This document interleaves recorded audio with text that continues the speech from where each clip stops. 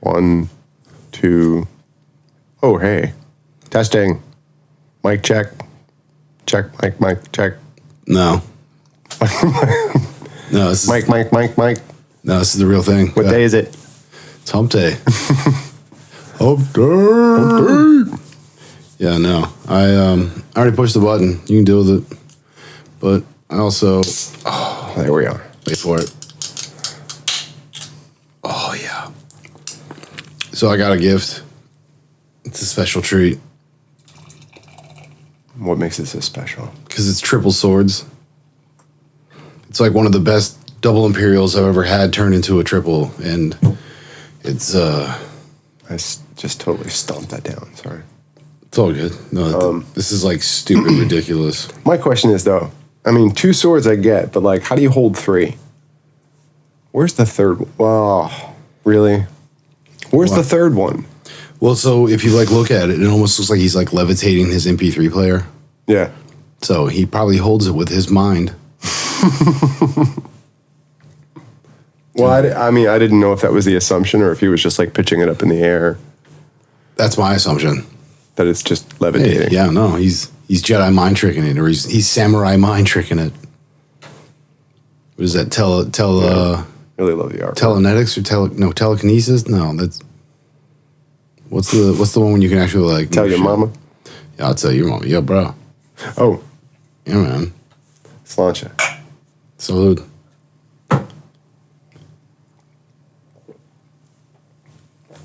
Oh, yeah. Yeah, that's the stuff. That is the stuff. Ooh, that's got a rich finish.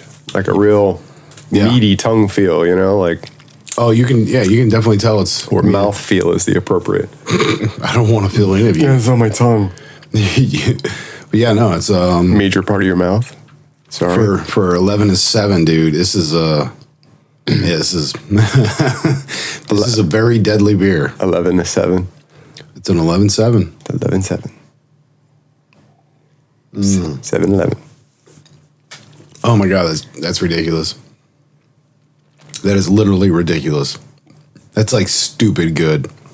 I mean, you're talking about like quite a bit of a punch for it. Do not drink like. Well, there's a very liquory finish to it. There's a real strong alcohol. Well, yeah, it has like viscosity. Like, and kind of mellows out as it rolls off your tongue, but right at the end of all those real powerful flavor notes, it's just bam, it's like right in your face. Yeah, it's almost boozy. Like it's almost. Well, you throw a shot of scotch in there or something, and it's is this barrel aged? Nope. Or no? Nope, just a triple. Yeah, hence the triple swords, because it's just a 3-hop. Well, that's also why it's an 11-7, because there's so much stuff in it. It's like grain alcohol or something. I don't know. It's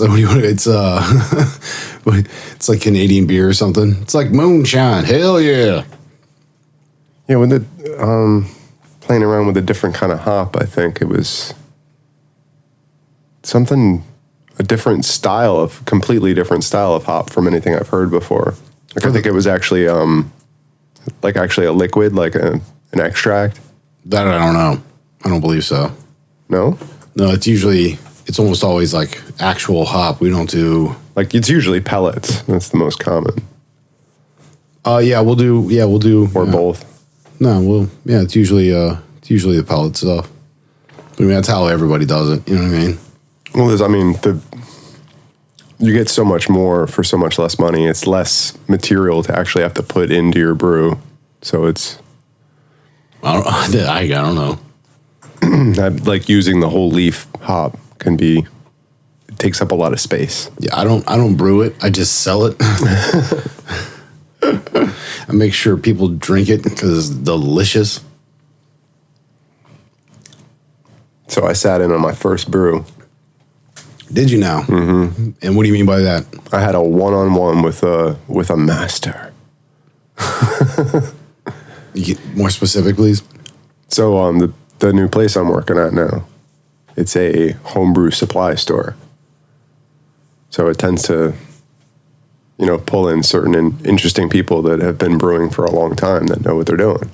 And this guy happens to teach classes of several people at once. I got a one-on-one session because I work there. And it was awesome. And I got to do my first brew ever was an all grain. Thank you very much. Which is, well, it's a lot different. It's what most most brewers would use all grain recipes because it's actually, it's cheaper. I mean, it creates a lot of material like in the mash that you have to then, find another use for or whatever. But it makes for a lot cheaper way to make when you're making quantity of beer versus using an extract. Cool. This means nothing. It means nothing to you. It's all right. Yeah, it's like it's just more of what I'm learning. That's all. Yeah, Charlie Brown teacher. Wah, wah, wah, wah, wah, wah. Well, what you're doing when you're mashing. So you know what a mash is. Yeah, it's like you're basically getting everything pre-ready to do your cook and stuff. Yeah, so you're putting all these grains in there that have been basically they've been left until they sprout, and that's when they're like in that malting phase when they're ready to release all these basically starches that then get converted through the chemical process of heating, get converted into sugars. So you're just making a nice yummy stew for your yeast. Yeah. And totally lost train of thought there. Well, so you mash it.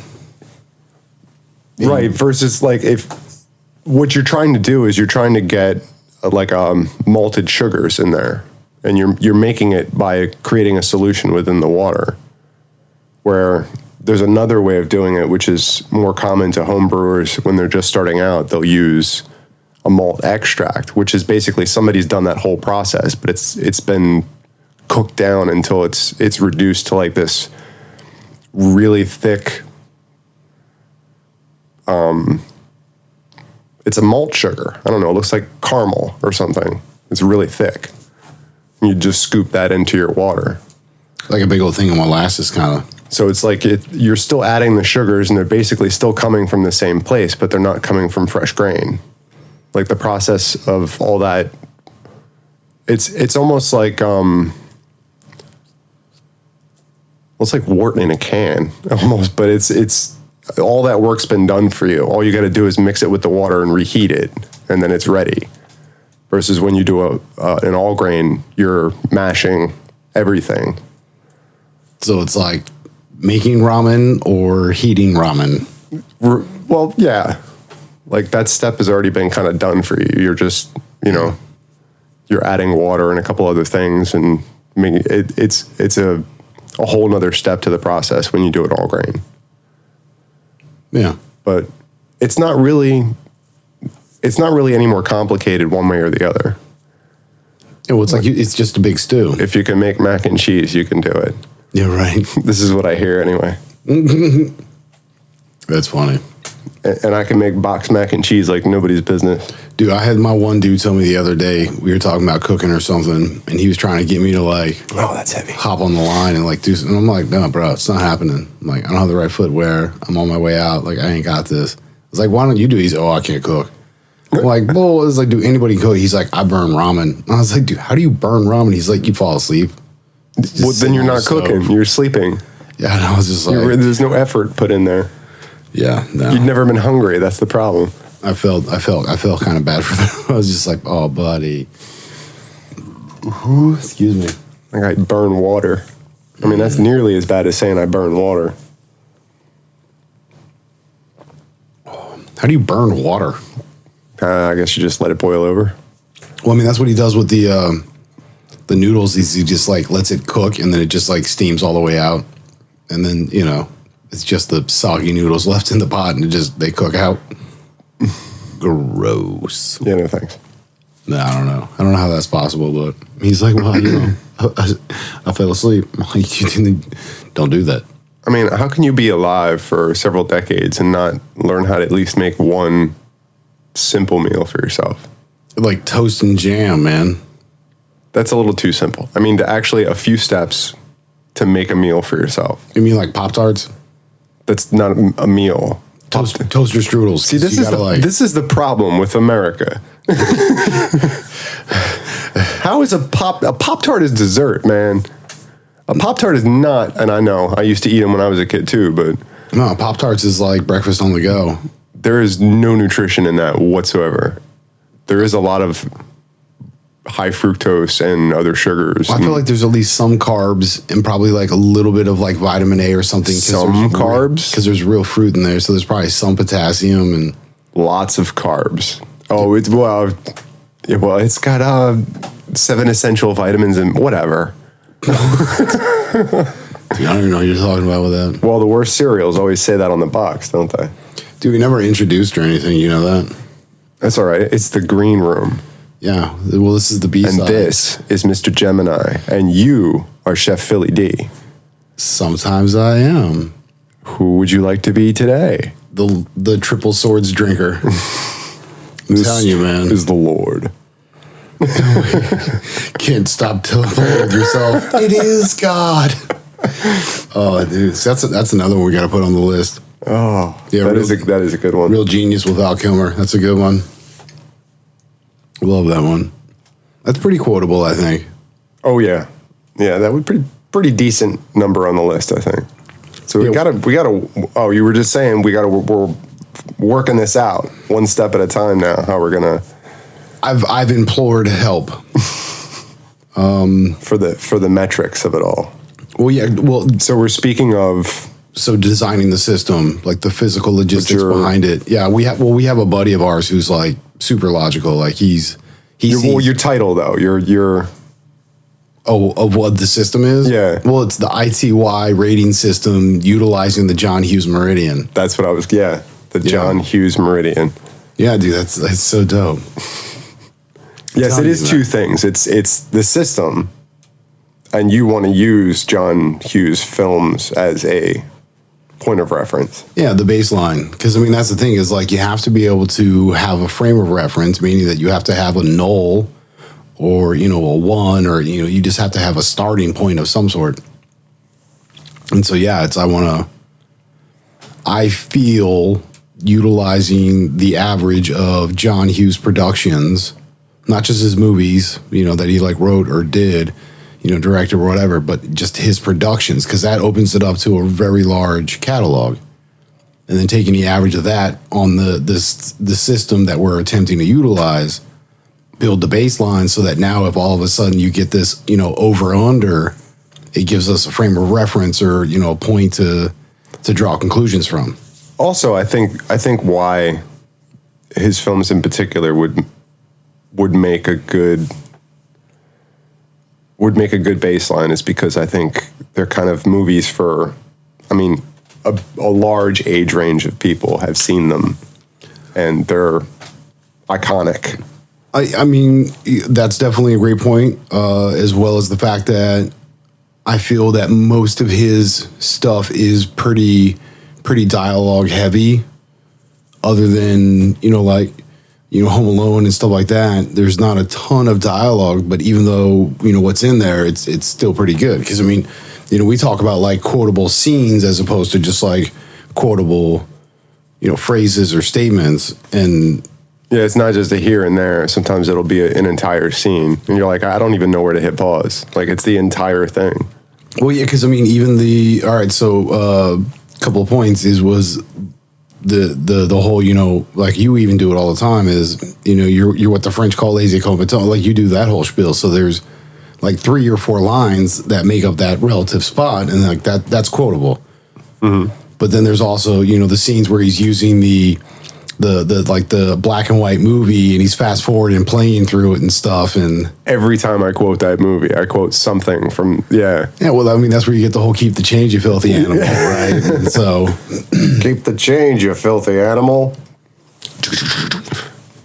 Yeah, and that's when he like throws the firecrackers in the pot and stuff. And I'm going to give you the count of 3 to get out of here. It's just like do that whole. And so, yeah, and we have a buddy of ours who's I'm pretty sure is going to be helping us out with this, which is pretty nice. He made a point that I really enjoyed because we developed the system, right? We find a metrics. Oh, did he tell you about his Because he immediately had thoughts on it. Oh yeah, well, yeah. So getting past all that, we get to the point where, all right, so we've designed this system. We can now judge things. But now all of a sudden, say with this systems, you get Super Troopers like outweighs Forrest Gump. Whereas, because Super Troopers being so slapsticky that it's like. But he's saying that like it could be an upset, because think about that. Like the content quality behind the quotability of Forrest Gump in comparison to Super Troopers, there's way more intelligence. But you rate each movie independently on its merits, and at the end, when it stacks up differently than another movie, it's like that's just what it is. I can't, Well, correct, but in that in that frame of reference, now all of a sudden you're talking about like you're going to have an upset because there's going to be people like, whoa, how did Super Troopers beat Forrest Gump? It's like, well.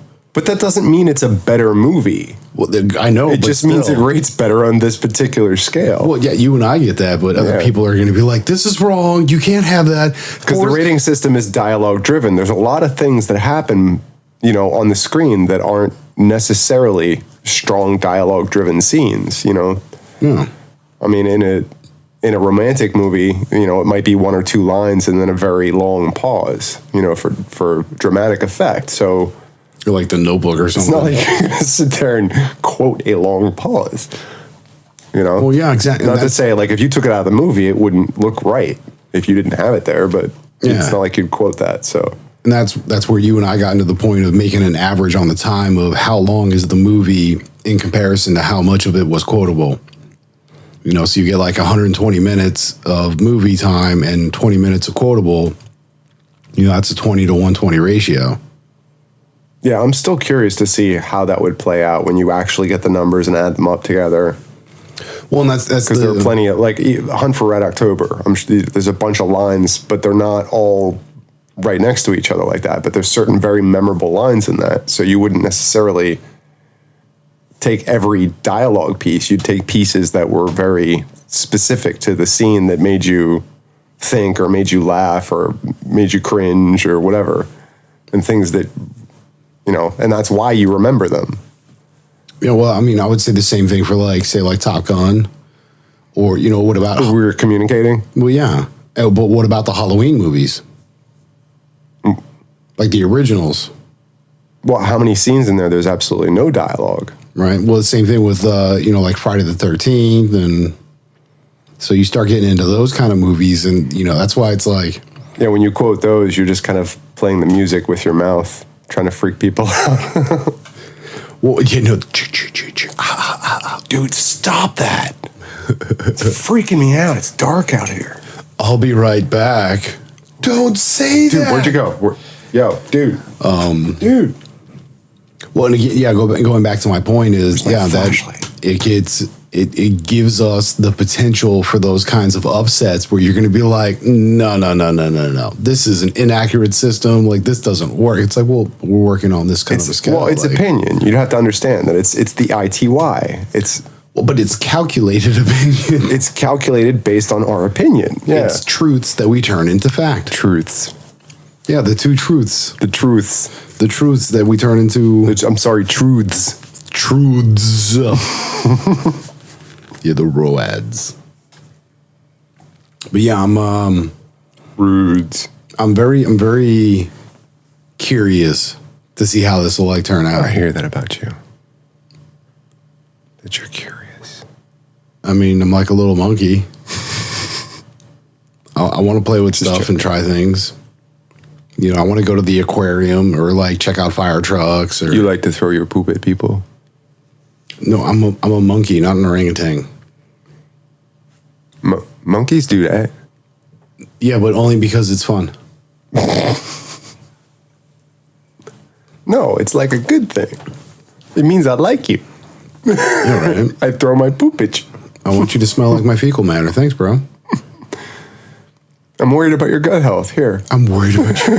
That's not a thing. That's just gross. That is gross. Yeah, well, you said you were a monkey. I was just trying to figure out what you was talking about. That I'm like Curious George, the monkey. Like Curious George? Well, because you said curious, and I said like a monkey. Like a monkey. Okay. Yeah, like the the curious George the monkey. Oh, the playful. Yeah. He is very playful. Very playful. Yeah, he's inquisitive. He likes to learn. Yeah, Curious George would never hurt you on purpose. It would be just an accident.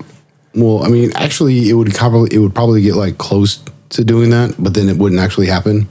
Well, because it always has a happy ending. Well, it would just make a big mess that he'd have to get all the neighborhood kids to help clean up, and then it would be like, oh, George. There you are, George. He's just a curious little monkey. We have to let that go. You doing leaning on stuff over there? Yeah, I hit something. Yeah, I see that. That's all right. Popped up a whole menu and whatnot. I'll pop up your menu. Hey, yeah, well, you better. So, yes. Go now, go.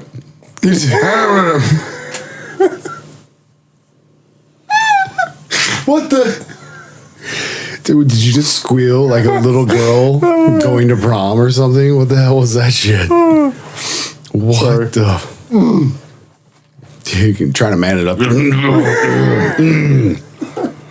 Bro. Dude, right. What the heck, man? I've already had my swords pretty much, and you're like, Yeah, I'm trying to take it easy. You're already getting tossed over there, dude. I told you this is some deadly stuff. You can't see his faces. Maybe one day you'll see his faces, but Not in here, you won't. well, not in here. Not gonna work here anymore. I would make the assumption that anyone would take the time to listen to this would probably listen to The Real Show. And yes, I called it The Real Show. I'm not even gonna go back to that.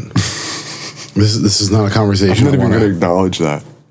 Basically, Yeah. no. I'm just gonna. I believe that this in and of itself is actually really the show. And you're William Shatner. Well, because my point was that the people that would pretty much enjoy, because this is just us being like complete asinine fools. You're an asinine fool. That's what I just said. And the fact that we do that and we do it, articulately and intelligently, but as like slapsticky as possible. Are we going to throw poop at him? Yeah, right. Well, Of course we're going to throw poop at him. and so the people that would want to listen to this content over the actual, the whole, because I'm telling you was the original. The doing the stuff in the green room was your brainchild of the aftermath, and I feel that the content that we create here, those who would find this to be the interesting thing, they're going to be like, you screw that other shit. That shit sucks. Like, dude, give me the green room. I want to hear them getting like tossed and like. You think there'd be a whole bunch of people that would rather just listen to the green room than the? Yeah, they would consider this the real show. This is the actual show. Yeah, dude, this is not the real thing. This is just a tribute. Well, then what's the other thing? The other thing's the real thing. I don't get what's going on with this reality. I'm confused. I don't even know how to respond to that. You're grabbing your dinosaur. Sorry. It sounds like the creature from the Black Lagoon. He squeals more, I think, where he's like, like, I don't know. Then you got like badass pterodactyls. That's good. You're making fun of me. Is that what you're doing? What, you're cracking? Yeah, it's just It like, sounded like an eagle. What was that? I don't know. Quick, somebody feed the pterodactyl baby. It's hungry. It's like Beastmaster over here. What's going on? Beastmaster's dope. Don't even try to bring that shit up. Oh, what? Dude, that was like way unnecessary. Dude, you should apologize for that shit. No. I will not. Dude, he's a dick, dude. I'm telling you, people, it's shit like this. I'm keeping it real. Yeah, real messed up, like. A Freaking real jerk. he is sociopath over here. I do what I want. I mean, dude, you're just like you're a total rebel, aren't you? Come on, bring it. What else you got? I mean, what are you looking for? I'm in slapping distance now, right? Nah, dude, the equipment's still in the way. My arm, I don't have that much reach. Slaps giving. It's almost there. Dude, I'm telling you, man. All right, so you know what? One of our bro dates, I want to make you watch the slap. Make you watch. Yeah, I'm going to make you watch the slap episodes in sequential order, so you can see. Now that they were spaced throughout. Correct. But you're gonna pull all those out and just. Well, I've done it with the Munchkin, where I basically went through and found out like what all where of the it episodes. started. Yeah, like so the original episode where they make the slap bed, and then every time they like do additional stuff, and then Now this is all in some cases completely ancillary to the storyline of that particular episode. So it's the rain. Dude, I'm like, what is that noise? There's rain. It's raining in the background. It happens. It's fun. It's pleasant. I know, but it's just like there's static. No, people are gonna go to sleep to this crap. But yeah, no. So all right, so it's well, because so it's its own entity, right? Like so, the slap bet is like its own story that is intertwined into the actual story and only plays some point to it. Right. So it's not like super crazy because there's definitely moments where, like for instance, the Slapsgiving episodes, that's when it's like, it is the episode. That particular episode, because it's Slapsgiving. Because it's Slapsgiving. Yeah, correct. And yeah, there's 3 episodes total for Slapsgiving. However, there's 7 total episodes for the slap episodes. Did you have to look this up, or you kind of researched it on your own? Just watching them? We've watched it enough times where I was just like, picked them all out. Yeah, I did. I did that. Well, yeah, because again, you get the original slap episode, which is where they're debating that the one character, Robin, has a secret, and the one bets that it's that she's married, and the other one bets that she did porn. Well, so then they slap bet over it, and they get a slap bet commissioner, which is the one dude's wife. So it's like it's not really impartial, even though it kind of is. I don't know.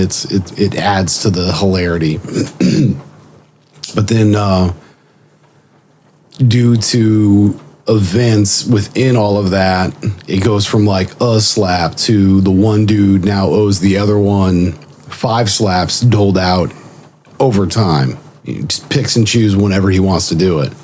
And that was an option. It was either take twice as many now. Yeah, it was like take 10 now or take 5 doled out whenever. And he's just like, I'll take the 5. And it's just like, dude, bad call, bro. Bad call. And one of the things that the other character does, having those slaps to torment him, like, psychological warfare kind of stuff, is he creates Slapsgiving. But you could still take one right then, right? And then keep the rest. Oh, he takes 2 instantly. Oh, okay. So yeah, he gets 5 whenever he wants because the guy picks it. So he's the one getting slapped, so he gets to choose it. Do 10 now, 5 whenever, and so he takes the 5. Homeboy instantly smacks him twice, which leaves him 3. He then. Now, was it like slapped him and then waited for the response and then slapped him again, or? Well, actually, hold on. I gotta think. So what? So what happened? What had happened was he gets the 5 whenever, doles out 1 instantly. That's what I would do. Well, yeah, but then he gives 1 more. Because it's like, dude, long story short, the episode is Barney's being a dick and trying to prove a point, and he's being a sociopath about it. And so to end the misery that is, Barney's antics, he smacks him and just like, doles 1 out and drops him. And he's just like, all right, let's go. We're out of here. Then he does a Slapsgiving one, which is his 3rd one of the 5. Which leaves them 2 more. Then they get to a place where it's the character that's getting smacked lost an additional bet. This is why I'm like, so it's not really a part of the storyline, but it really is. There's a lot to it. Yeah. Pretty much. So then they have that episode where he has 2 slaps left, lost a bet prior, has to wear this ridiculous ducky tie, and so he wants to take it off. And the deal is, it's like, all right, cool, well, you get 3 more, slaps whenever. He's like, cool, dude, I'll take it. It's whatever. It's like, well, yeah, but back up to a total of 5. That's added to the other 2 that are still owed, which makes it now a total of 5. Right. Which instantly homeboy drops 2 of them. So again, so he's got 3 left. With those 3 left, you get 1 more slaps giving episode where he actually allows someone else to have it. So it's like, hey, I'm going to give the slap away. Oh, I was just going to ask that. Can you give it away, or can you donate it through proxy? So here's the deal: donate it, activate it, gift it, whatever. Yeah, gift it, transfer, whatever. Well, I'm saying actually have somebody else slap on your behalf by proxy. Yeah, like a pinch hitter. Right. To just add insult to injury. Well, so here's the deal: is like to have the slap bet, they had to have a slap bet commissioner, like I said, which was the dude's wife or whatever. So it has to be impartial. But so he says he wants to transfer the 1 slap, and the guy who's getting slapped, Barney's just like, whoa, this isn't right. He's like, slap bet commissioner. She's like, I'll allow it. It's like, yeah, and he's just like, wait, what? So then he winds up giving that slap out.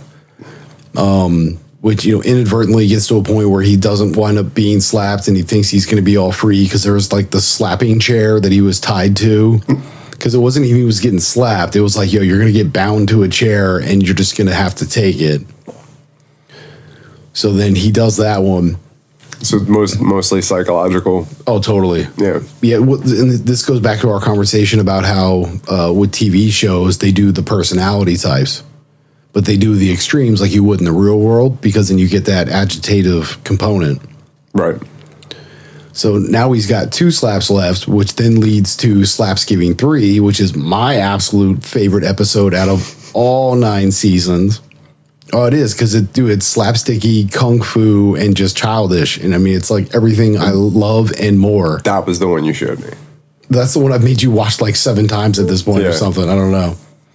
But yeah, so that again, all right, so the first episode of the Slapsgiving, he gets smacked on Slapsgiving, then actually goes over to the piano and plays the song that they redo in Slapsgiving 3 where Boyz II Men sings it.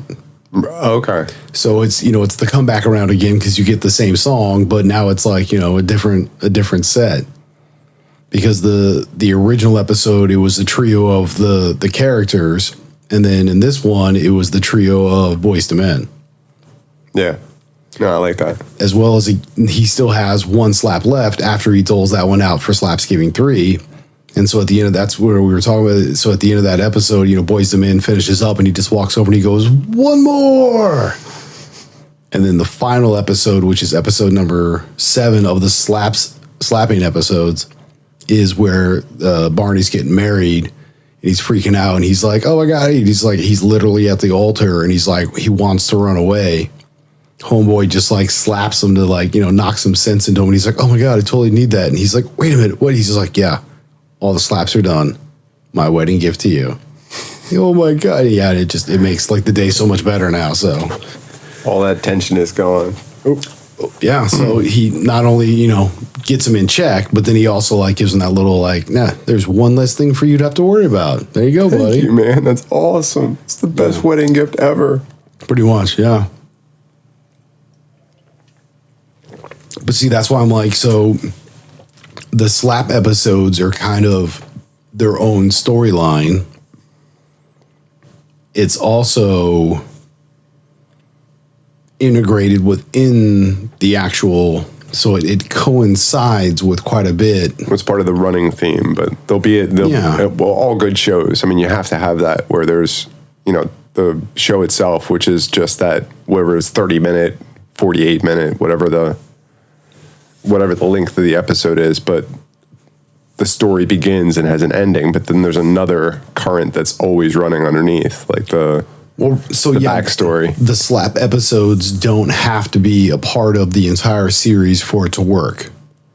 Right. So it's not an integral component to continue the storyline. It's its own storyline that actually It is, but it also adds to the fact of the different tendencies between all their personality traits to only solidify further their dynamic. So it's You've really broken this down for all your viewings, apparently. well, dude, this is what I do. Well, because that's what happened when we like did the whole like Breakfast Club thing, man. It's like, dude, I've already thought about this like 30 times. Like, go ahead, give me a question. I got an answer. Let's talk it out. Let's figure some stuff. Yeah, Can you apply that to every movie, though? of course. That's what you gotta be able to do. Apply it to any movie, Well, not just Breakfast Club. to me, I feel like that's- that's overdone. And to me, that's kind of the whole like RITY rating system. It's just another system of, so instead of breaking it down on a psychological behavioral component, we're breaking it down on a repeatable, enjoyable component. But it's, it's still the same thing. It's just, Right. it's just another system of judgment. I'm in the corner. I'm allowed to judge. We're both in the corner now. Well, yeah, but my corner is foamier. You say mine is, well, obviously less foamy, but would Your corner is bare. oh, jeez. Well, I've been drinking. Oh, excuse me. Yeah, I'm schmeggy. Stuff happens. It's gross. I am gross. Yeah, you're gross. And I'm okay with it. You don't be touching stuff over there. I can touch whatever I want. Don't. It's my stuff. Again with that. Dude, Oh. There you go. You get them all memorized over That there? actually worked out because I did it the first time and it didn't work. So that was like my own like, well, yeah, because then there's also like, that's sure. That's great. Oh, what? All right.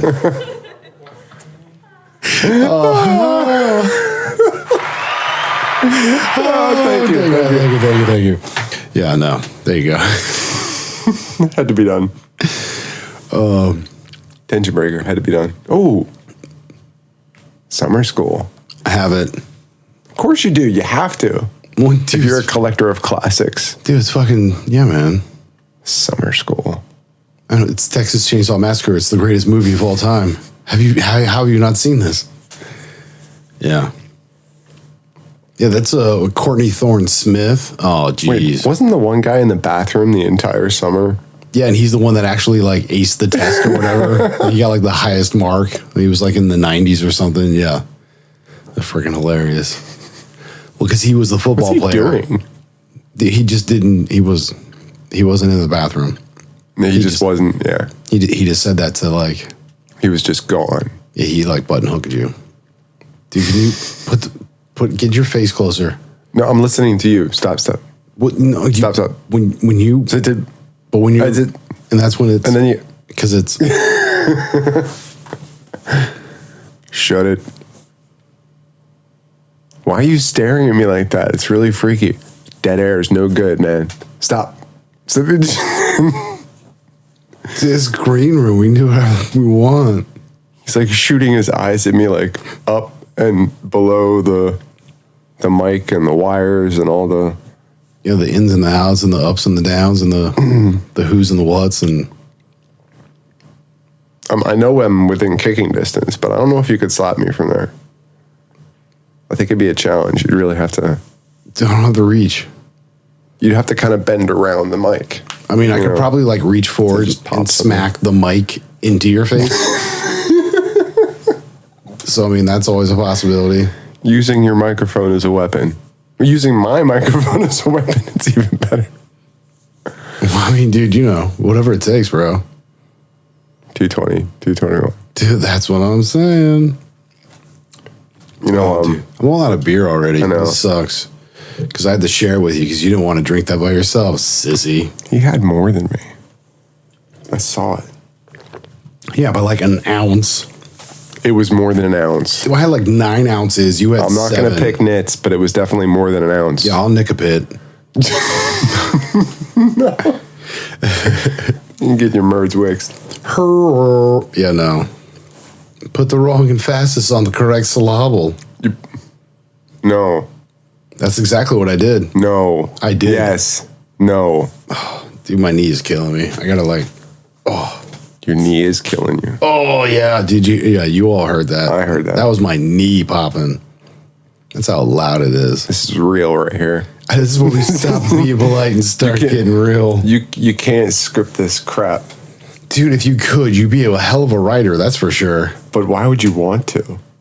Well, that goes back to the Jon Favreau and Vince Vaughn thing. He's like, you know, so he's like, you didn't actually write anything. It's just like, this is just stuff that, you know, I said. He's like, yeah, then I wrote it down. He's like, well, then you wrote down what I already wrote into my head because, like, I'm the one that said it. But I wrote it. Yeah. Which by definition, I did write it. So it was written by me. I wrote it. That's why Vince Vaughn's like, I wrote it in my brain, so I wrote it first. Yes, you said it first. I wrote it. It was written in his brain. Well, because I use like the movie screen. It's not plagiarism because it wasn't written first. It was written in his mind. Doesn't matter. It does. It was written down in his mind. I don't think that's how the law works. It was written down. Because I can't prove that it was written in your... I can't look inside your brain. Well, so that's... I mean, I can, but it's not going to show me if you thought of that first. So that becomes the issue is that you can't... You become the issue. Sometimes. Because by technical and all other provable definitions, he would be the writer. I am the writer. I am the danger. On the storm. Rider on the storm. Bingo Jet had a light on. Dude, Bingo Jet did have a light on. Don't get carried too far away. Just the way you said that. Bingo Jet did have a light on.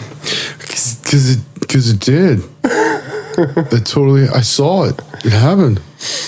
That's a thing. Grizzly Adams did have a beard. Grizzly Adams did have a beard.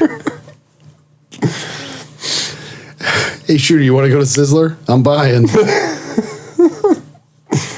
I just think Volkswagen. Oh, that's another good one. I mean, honestly, I think like all of the Happy Madison stuff is probably really quotable. I mean, dude, Grandma's Boy. Come on. How do you see me? They're all good movies. They are. Yeah, right, dude. He's like, why didn't you wake me? We played video games. He's like, how could I? He was like, you were balls deep in that turtle. Love my turtle. Yeah. Freaking Nick Swardson. Dude, that guy gets me. Like, he really does. I mean, it's just his voices and stuff. Well, so, I have a dude that's like, his name's Nicholas, but, you know, we all call him Nick or whatever, right? That's what we go by.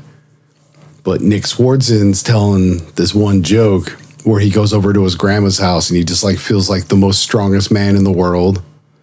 Because she'll just be like, oh, Nicholas, could you get that gallon of milk for me? What, this gallon of milk, Grandma? And like lifting it over his head like he's power driven. He's just, and it's, yeah, he's just like the strongest man in the world because he can lift, you know, 8 gallon pounds. of milk. Yeah. Woohoo. But, you know, oh, Nicholas, oh, you're so strong. So whenever I see my dude, I always do that shit to him because it cracks us both up. I'm the only one that can actually get away with it, though, because anybody else pulls it, he's like, I'm going to slap him. And I was like, dude, I get that, bro. So you do something like that with everybody or just the important ones? I mean, I only pick on the ones I like. Yeah, well, you got to. I mean, why do you think I sock so much shit on you, bro? But I mean, see, that's the thing. Like, the movie quotes even go into your, you know, casual friendships and relationships. Like, it's just always there. Oh, yeah. Like, you will reference people by a movie quote. Well, I mean, and I know you're not the only one that does that. Yeah, no shit. But, yeah, no, technically it was a sketch comedy showcase quote. Yeah. What? Why? Because it wasn't in a movie. It was one of his showcases. So he was like the headliner and it was, you know. Yeah. Yeah. Boom, chow, chow, chicka, chicka. Yeah. Boom, chow. Sorry. Yellow. Oh, yeah. Oh, yeah. It's the name of the song. Oh, Dude, yeah. Actually, I think we have one of those too. Was it? No, that's not it. No. No. Oh, no. Oh, Ooh, wait. Go back to that one. What? No, the blue one. No, not the pink one, the blue one. That's creepy. Don't. Thank you. All right, thank you. It must be getting late. Is it getting late? No, it's the fucking triple swords, bro. It's still early. Early. Well, I mean, dude, one it's the triple swords. Three, it's the triple swords. I see what you did there. And I like it. And C. Wait, what were we talking about? At least you had the right letter. Well, but that was like Home Alone, where he's like 1 and B. You're like, wait, what? Is that his older brother? Yeah. And 4. You're like, what, dude? No, this is totally wrong. Yeah, he was wrong on so many counts. Yeah, that shit's hilarious. Well, yeah, I mean, I'm out of beer, so I mean, I'm cool with it. It's whatever. Well, it doesn't always have to be an hour. The other one does, though. Well, no, not an hour. 58 minutes. 58. I mean, that's 58:10 at the absolute most, but like 58 is pretty dope. Well, because then it allows for our intro and our outro and all that stuff, and you know, you got to get your station IDs in there, and I mean, you got to, you know, that's how it works. That's literally how it works. 5 and 8 is 13. 1, 3 is 4. 4. You call me the coco. I'm not the coco. Okay. We obviously need more beer at this point. Dude, I try to give you like, but you were whatever. It's cool. I didn't want to drink that to start. Well, I think to the head, because that would have really rocked. Wow. I'm gonna swap over to my party pal. You're gonna. Where's your party pal? Dude, it's in the kitchen. I gotta make it. Oh, I thought you were talking about you actually rented yourself a party pal. No, I have to make my party pal, it's my tequila and OJ. Oh, that John. Yeah, so okay. I can be extra saucy for what I'm telling you. Shouldn't you really start with that before? Well, I guess this isn't really like your average beer, so. Well, it's also like a lot of juice, so it's, you know, I'm hydrating. True. I'm drinking responsibly. If you want to say that. I did. If it makes you feel better. I did say that. If it makes you feel better. It does. All right. I don't like you anymore. I want to go home. That's it. I'm taking my microphones and I'm going home. You're already there. I mean, home is where the heart is. I don't know. We're broke. We sleep in the studio. Dude, there's no shit I do. That is not a joke. Just pull up a cot. You sleep in the studio. I mean, somebody has to do it. I mean, who else is going to watch all the equipment blink while it's turned off? That's why it's always so cold in here. You can't afford to pay anything. Yeah, I thought it was because it's like all I do is sleep and cry. It's just like, well, yeah, you don't turn nothing on. You're just in the bed sleeping and crying all the time. Yeah, I spend all the money on the microphones and take the computer. Take breaks to eat, and maybe you take a shower. I can't afford to take a shower. Not a warm one, anyway. No, I can't do it. You can't even afford to pay attention. I'm that broke. That's bad. Well, I mean, it's because I bought all these, equipments and things. Oh, here, wait. I think I might have. Oh, dude, don't even do that shit. Yeah. Pull into your pocket. Oh, yeah, you're actually wait. Everything I have on me right now is $2. I want my $2. $2 whole dollars. I want my $2. I'll just kind of leave them over here. If you want to, whatever, make paper airplanes, I don't care. Just leave it on the dresser. Oh my god! I'm just trying to do my part. Yeah. No, I just leave it on the dresser. Dude, what? It's just it came around again. It just just your nuts up on a fucking dresser. Bang them shits with a fucking spike. Speaking of which, man, have you caught any of that show that I was telling you about? I put it out to our dude to give me copies. Because I could probably just give you my access information and you could watch it yourself. You want to give me access? Oh, that's the nicest thing anyone ever said to me. Yeah, maybe I don't need tequila. But this the Wu-Tang show. Yeah, the American Saga. American Saga. It's dopeness. It's hot shit. Dude, it's fucking Wu-Tang. Of course it's fucking dopeness. It's like all them brothers. It's like the whole backstory. Dude, and how Tellin, Tellin, Tellin, Tellin, and Tellin. I spit hot fire. You want some of this hot fire? Is everything's everybody, and I'd like to go on the premise, and I don't know how much of it is factual, but I'm going to go on the premise that it's pretty much all factual. I'm going to go on that. I don't know if that's true, but I feel like it's Wu-Tang a dramatized edition of kind of what happened throughout the course of their. Is it like with actual interviews with them and stuff, or this is? Oh no, it's a show. It's like it was written like a mini series that's what I'm saying, like about them and by them. Like, I mean, is Jizzle like the producer or something, or you know what I mean? Like, are they all getting in on it? They're like, involved. I think probably more the RZA. He tends to be involved in everything, but no, I'm assuming that there's involvement by most of them. Okay, like an acceptance of it, but it's that's decent, man. Dude, I believe it. I mean, it's fucking Wu-Tang. It's Wu. What the? But I guess that's only on. Is that only on Hulu, or where?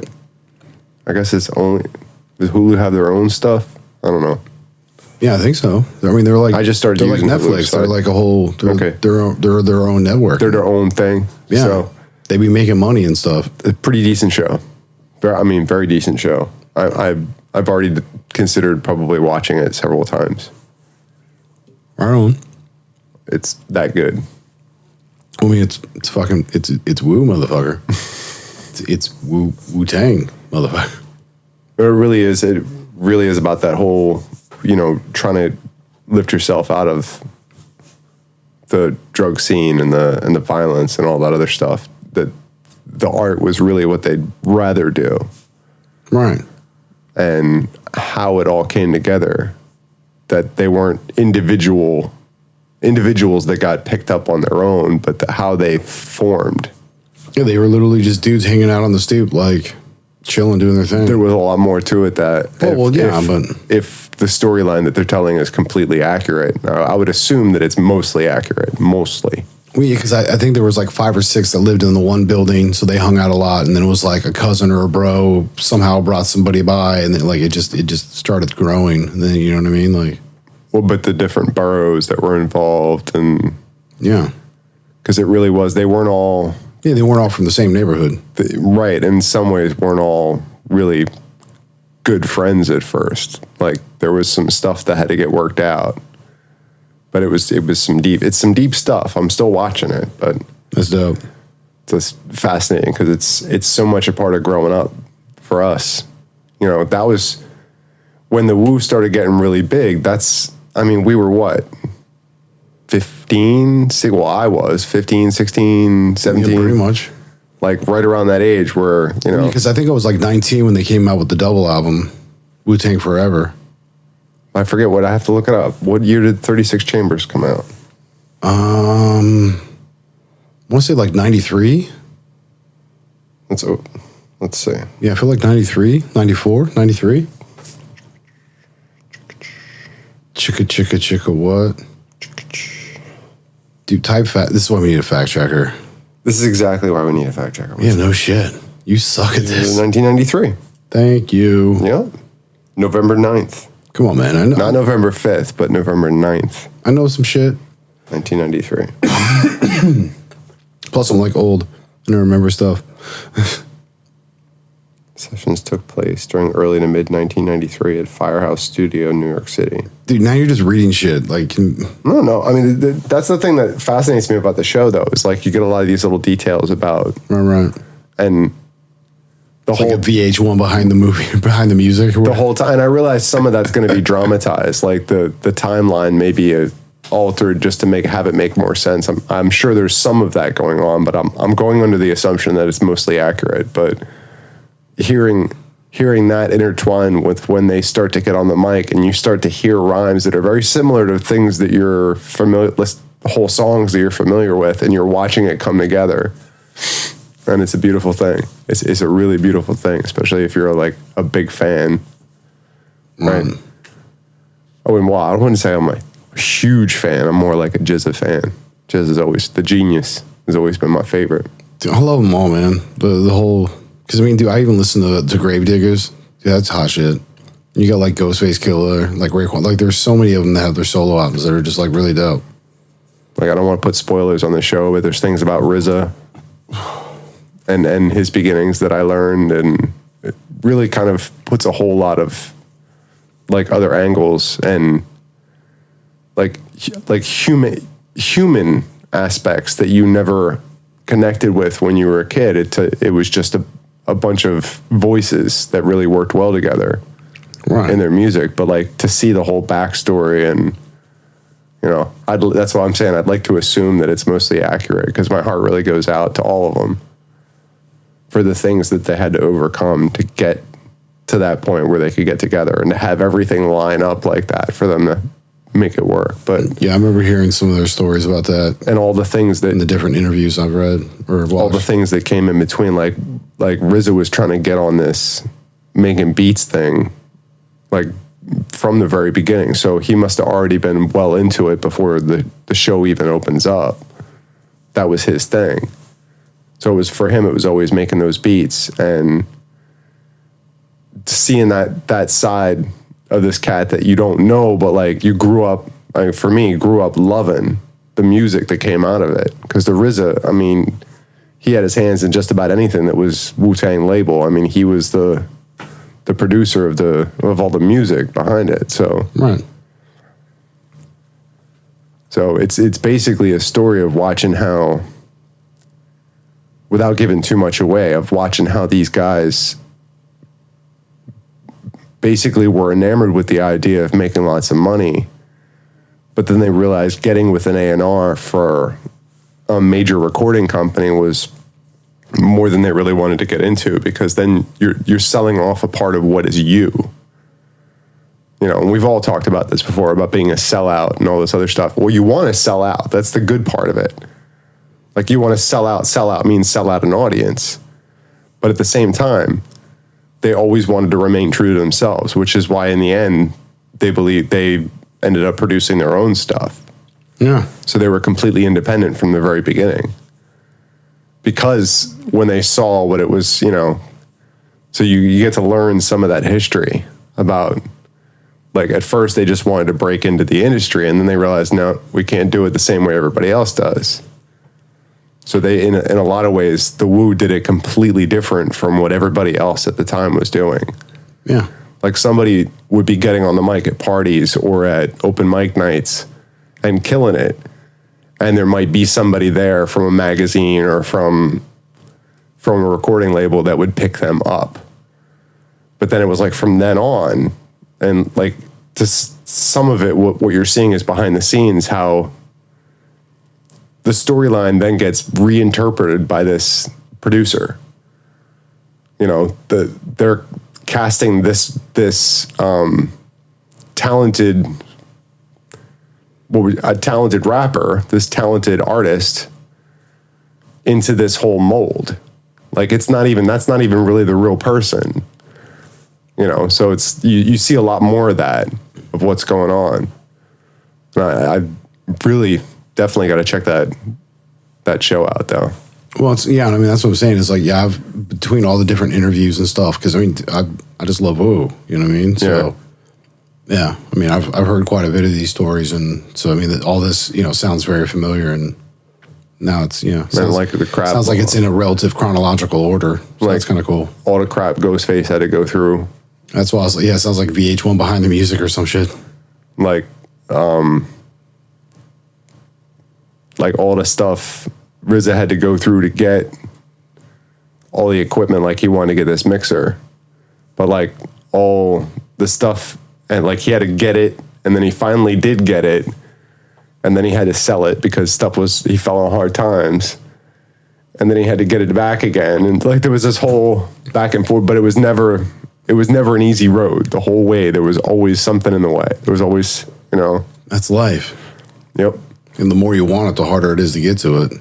And once you get there, it's worth it. It was just like to actually see it. Like, we've all heard that story where it's like these guys were on the hustle, but what they really wanted to do was sell their music. But to get the money up to be able to produce their own music, they had to do something illegal. Yeah, dude, they were like selling socks, and dude, they didn't give a shit. So it was like you heard the same story with like Biggie Smalls, Tupac, you know, well maybe not as much Tupac, but yeah, Nas, Jeezy. yeah, where it's like you're coming from nothing, so you're on the hustle all the time. You're on the hustle. How do I make a buck? How do I do this? You know, so they're always scheming something, but to pay for studio time, and yeah, man. But overall, like, and that's where I'm saying I'd like to assume that there was a lot of input on behalf of whoever was involved with it, you know, with the Woo, as far as what their mindset was from the beginning, that they wanted to turn to this, because for them this was okay. We're expressing the violent side of life, but we want to be peaceful, and that seems to be the undertone in a lot of the lyrics when you really listen to the deep stuff from the Wu-Tang. You know, most especially the RZA, because he turns out to be quite the deep poet.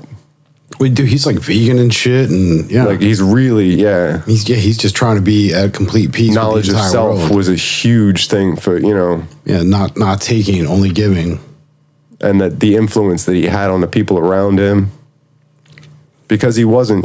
What? it just at like 15 minutes ago, I was like, yeah, we need to take a break, and all of a sudden we're just like deep in Wu-Tang territory. Oh, well, how long are we now? Dude, over an hour already. A break. All right, we should take a break. Well, no, it just cracks me up where it's like, because there's no structure to this, where it's like, oh, we have to be mindful. And it's just like, yeah, dude, we need to take a break. I want more beer, this, that. And it's just like all of a sudden, it's just like, 15 minutes of Wu-Tang. Just cracks me up how that shit happens with us. That's exactly how it happens. It's beautiful. Yeah. Well, that's nothing wrong with that. There's everything right with that. Jinx.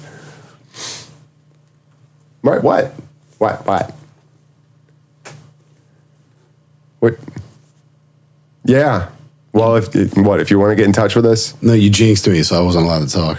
Oh, I'm sorry. Now that I broke the jinx, I have bad luck for like 17 years. You don't have any bad luck. Just it's all gone. No bad luck. What the dude? That's not how that works. Magic. We have like a bad luck vacuum hand or something. I just kind of I threw it off there. You threw it in the other corner. Great, thanks. In the other corner, judging us now. It doesn't stick to your corner. It's just off into the cosmos to separate and go its own way. Go ahead. Take us out. What? Oh, yeah. Definitely. If you want to get in touch with us, definitely. If do it slow on Wednesdays. Reach out to us at directionsandmusic.org. That's IMTELLINYOU at directionsandmusic.org. Yeah, drop us a line. Yeah, talk to us about the B-sides in the Green Room. Pick on Philly D, Dude, tell me some funny shit. Nope, just pick on him. Tell me how I'm funny. Make fun of him. I'm here to amuse you. I'm like a clown. Yes, you are. I'm the wind-up monkey. We all know this. Get your shine boxed. Get your shine boxed. Yeah, Philly D. Mr. Gemini. Yeah, thanks for stopping by. Be good to yourself. Be good to everyone else. Always peace. Peace.